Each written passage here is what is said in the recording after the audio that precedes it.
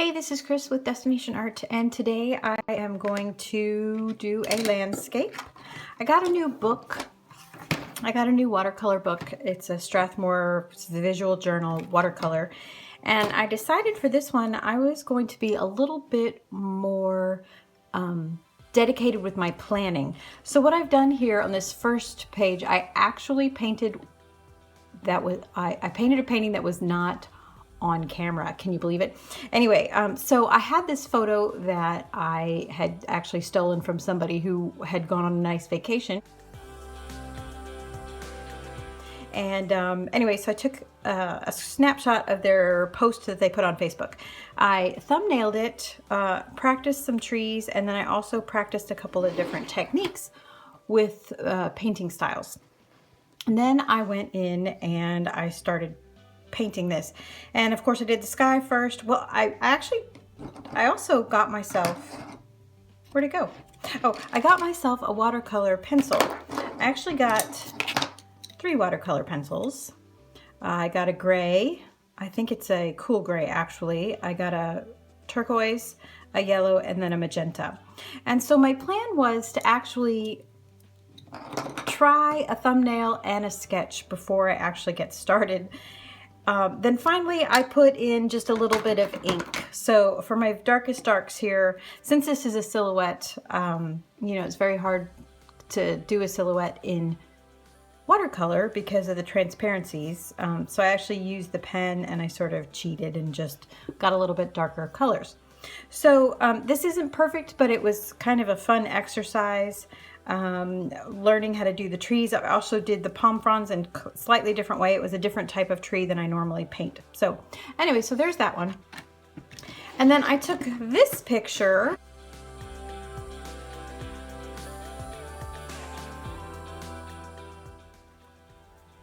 and I did a thumbnail of it. So I did a thumbnail here where I tried just to lay out, can you even see that? I tried to lay out where the tree was. There's a hillside kind of thing, background trees, and a very interesting tree, which I was going to make more kind of a fall look.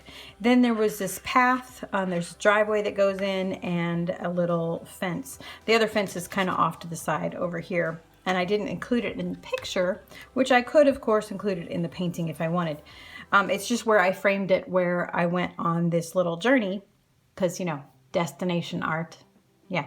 Okay. And so then I also tried a thumbnail where I moved the tree off to the side more, because if you look here, the tree's kind of in the center a little bit, so I moved it off to the side. And then I also tried a thumbnail where I moved it closer to the fence.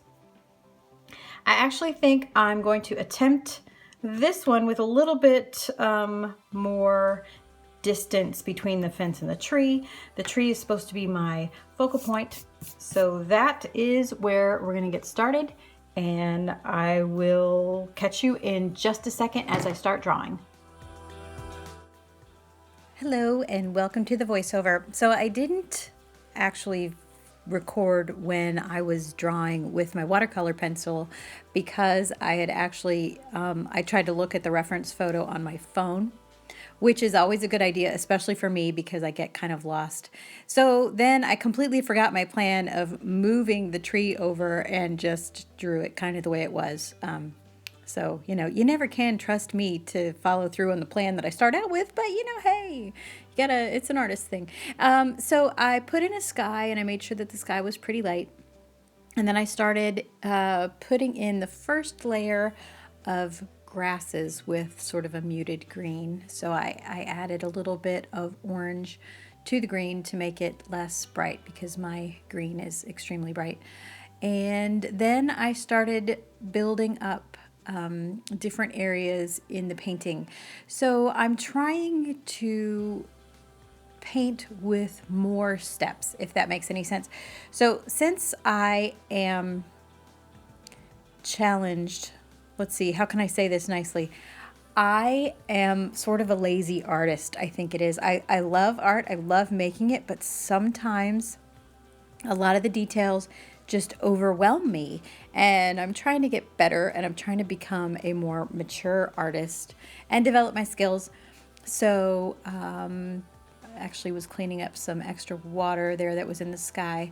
I had my first sort of nasty comment on one of my YouTube videos the other day, and somebody asked me if this was my first time painting watercolor, and they said, "Oh, you'll get it." And I was like, "What?" Anyway, it was on one of my older videos, but still, it was a little insulting. So I kind of figured it was a rite of passage, though, to get your first negative comment. So I didn't get a thumbs down yet, but I got a negative comment. Okay, so here I am. I actually wanted to record kind of the colors that I was planning on using.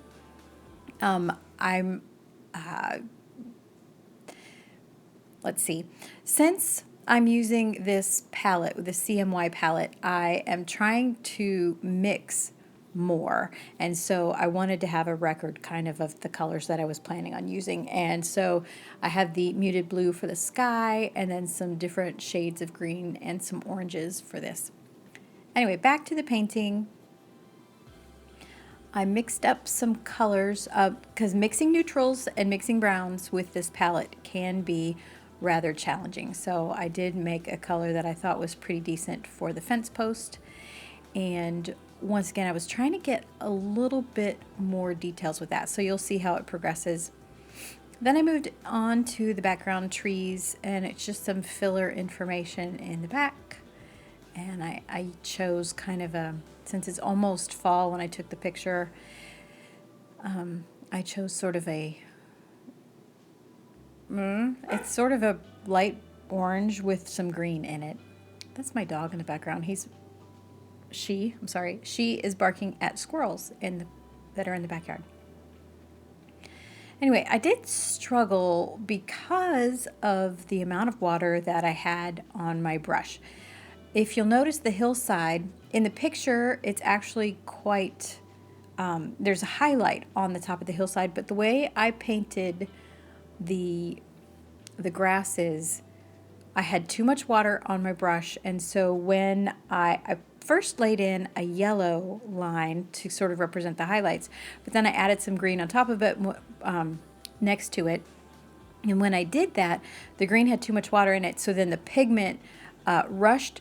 The pigment in watercolor rushes to the edge of your water puddle at times. And so you can get not only a harsher edge, but you can get a darker edge than you expect because the pigment sort of settles there.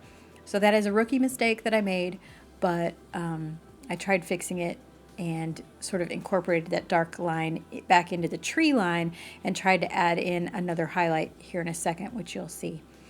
So the plan with this one also is to just get multiple layers of trees and stuff.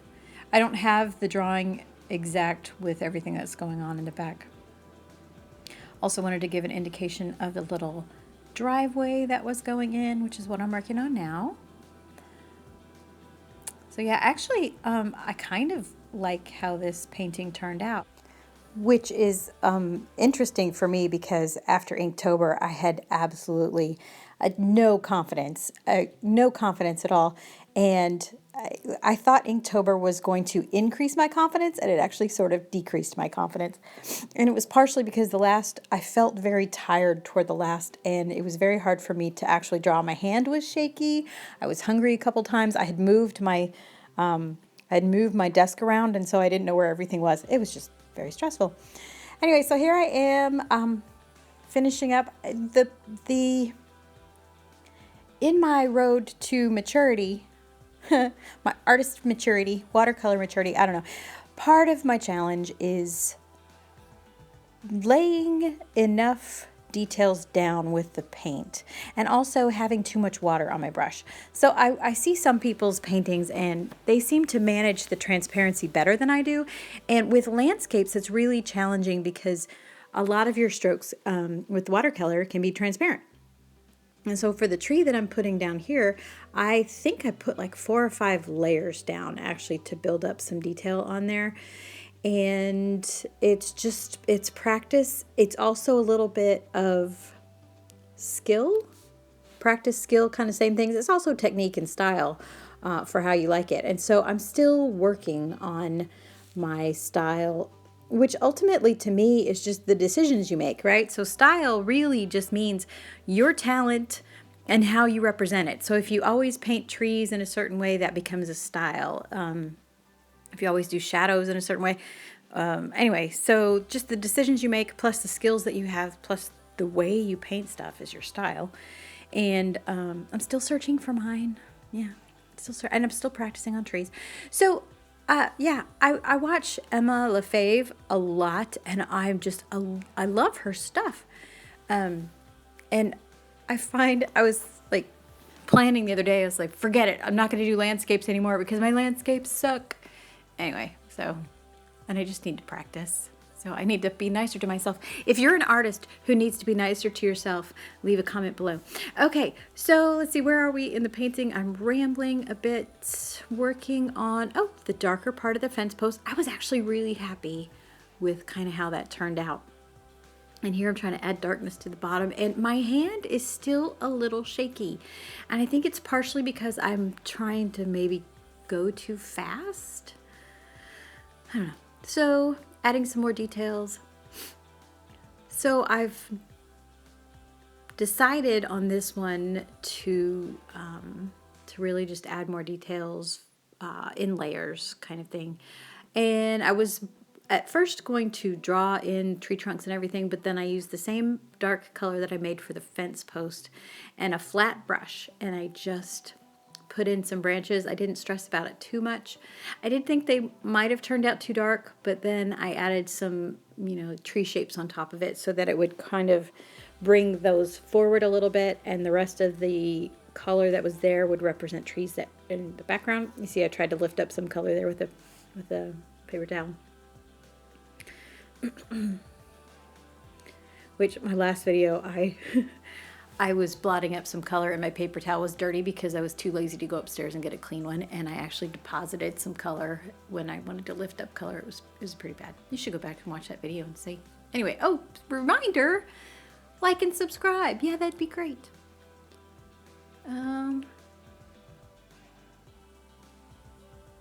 Then the way you create depth in a painting is with overlap and also with color and value and stuff like that. So I decided, because the picture did have, the actual picture, the actual fence had some flowers and stuff in front of it. It was really quite pretty. So I mixed up some darker shades and started adding some plants in the background. Just that one over on that side is an eye stopper. And then I added over the other side. And I added some blue, and I didn't like it because it was sort of brighter blue than anywhere else. I don't know if you can see it yet. But I did go over with just a light wash of orange to try to cut down the blue a little bit. My blue is a phthalo blue, and so it's really kind of a bright greeny blue. And it didn't really go with the rest of the color schemes that I had on there. So I had to fix that by doing a light wash of orange, the opposite color on top of it. Anyway, all right, well, I think my voiceover is going to stop now. I hope you have a great day. If you want to learn watercolor, my advice is to just go out and do your best and practice and practice and practice, because that's the only way you're going to get better. All right, thank you and have a fabulous day. Like and subscribe. Yeah, thanks. Okay, bye.